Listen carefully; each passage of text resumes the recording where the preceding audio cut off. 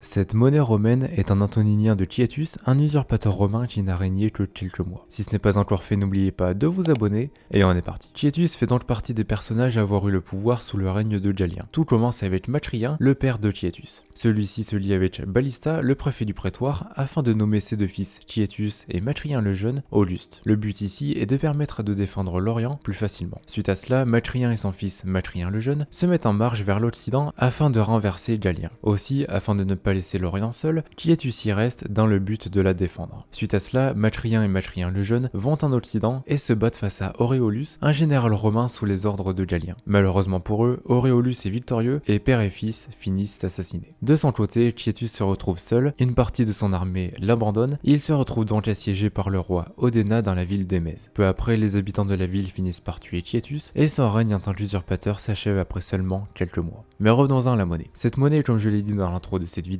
un antoninien de Titus. Il est constitué de billons et mesure 21 mm de diamètre pour 4,62 grammes, fut frappé à Antioche et est une monnaie assez rare puisqu'il est classé en R2. Sur son avers, on peut voir le buste de Titus. Les légendes sont Imp C Full Titus PF Hog, soit en latin Imperator Caesar Fulvius Titus Pius Felix Augustus, et donc en français l'empereur César Fulvius Titus Pieux Heureux Auguste. Sur le revers, on peut voir Jupiter assis, tenant un sceptre long de la main gauche et une patère de la droite. Également à ses pieds se trouve un aigle. Pour la légende, on a Iovi Conservatori, soit en français à Jupiter Conservateur. Enfin, concernant la valeur de cette monnaie, cet exemplaire est actuellement en vente sur ma boutique à 370 €.